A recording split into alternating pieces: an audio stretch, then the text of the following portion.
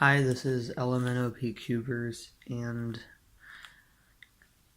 I wanted to make this video to show you a different way to think about EZCubing because I like his channel and it's not bad like cubing Encoded said. So I watched the Content Police video and he said EZCubing is popular for no reason, but EZCubing has been making videos for a few years now, and I've heard that if you just keep making videos, you will get viewers and subscribers. And I think people just like that he uploads consistent content. And when he talked about the meme video that he was just reading,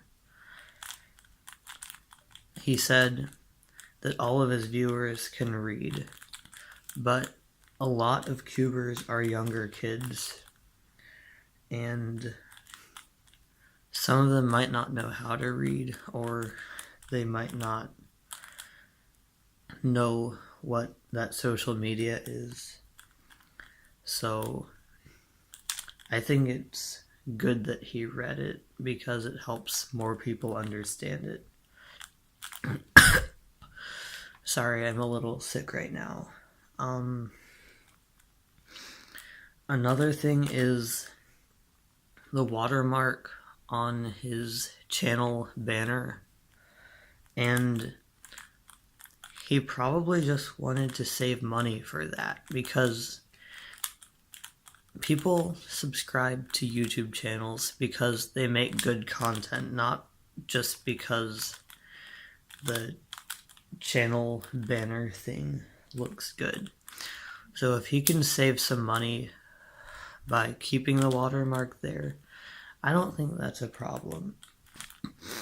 So for his merch being like Supreme, there's a lot of people that do like Supreme, and it's worth a lot of money. Like, people pay a lot for it. So if it works, why would you put a lot more work into doing something else if you can do the same thing and still get people interested for less work? I just think that would make more sense to do something like that, because if people buy it, it still supports him and they can show their support for him. And if you don't have to do more work than necessary, I think that's a good thing. So for the reusing footage in multiple videos, I guess that makes sense because it is pretty lazy to use the same clips in lots of videos, but I think I never noticed that, and I bet most other people didn't notice it unless they were trying to find things wrong with his channel. So if people don't notice it, and again, if people still like what you're doing and it takes less work, I think that's fine, and it just saves him time so he can make more videos. So for the compilation videos, you said it makes sense to do some, but the way he does it is greedy because he does it a lot. But why do you get to decide when it is greedy? Because I don't think there's a specific point that it becomes greedy, because if it works once and it keeps working, then it makes sense to keep doing it. Then he can focus on using those videos to get more views quickly, so he can get better equipment and spend more time on making his other videos. For the solve videos, where he puts extra video in before the part that the title means, some people might just want more context for what causes the pop or something else like that. And some people might just get really sad or even depressed if there's too many pops in one video, because that's just so sad. So the Rubik's Cube facts video, I get that most new or most experienced cubers know most of those things, but again, some of his viewers are younger cubers, and there's a good chance they don't know a lot of those things, and it would be good for them to learn those things so they can gain more knowledge about cubing.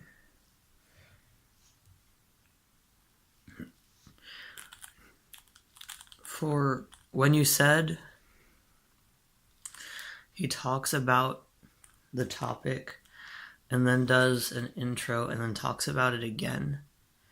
I think that makes sense because he uses his long intro to showcase some cool music, and I think that's nice because he doesn't use the same songs as other people like EZCuber, so it lets people hear other music. So I think his intro is good, but since it is long, the people might forget what the video is about after the intro. So if he mentions it again, that would remind them, and that's a good thing. So you also made fun of the way he talks and how there's pauses, which makes it feel unnatural.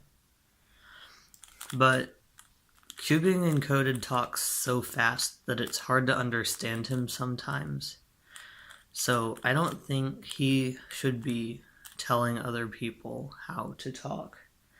And since EZCubing pauses in his videos, it lets people think about what he said before, and that will help them remember the video. And you also talked about him repeating a lot of things in his videos, and when you put all of the things that he says that are similar right together, it does sound annoying because there's so much in a short time. But EZCubing spreads it out over a couple minutes, and then it sounds less repetitive, and it just reminds viewers what the video is about, and it makes sure they don't forget, just like talking about the topic at the beginning and end. And your last point is that he uses clickbait, but you admitted that you use clickbait too, so you shouldn't tell him about that, because if you do it too, you shouldn't tell other people not to do it. So thanks for watching this video, and I hope you'll think about what Cubing Encoded said And don't hate on EZCubing so much because he doesn't deserve it. Bye. Thanks for listening and watching.